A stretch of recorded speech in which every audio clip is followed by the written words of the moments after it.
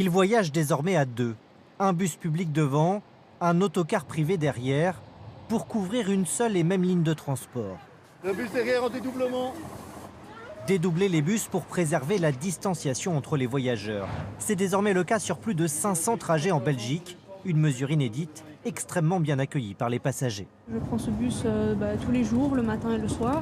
Et c'est vrai qu'aux heures de pointe, on est souvent collés serrés. Il y avait beaucoup trop de monde et des fois on est obligé de prendre un autre bus parce qu'on n'arrive pas à rentrer dedans.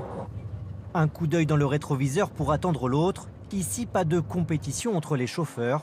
Le privé se met au service du public.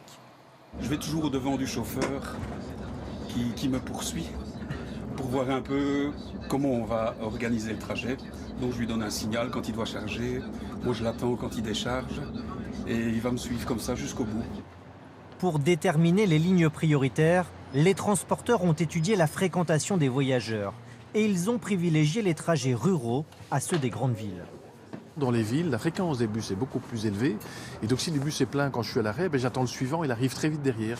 Dans le périurbain, dans le rural, le bus vient moins vite. Parfois, il faut attendre 20 minutes, 1 heure parfois, dans les endroits les plus reculés.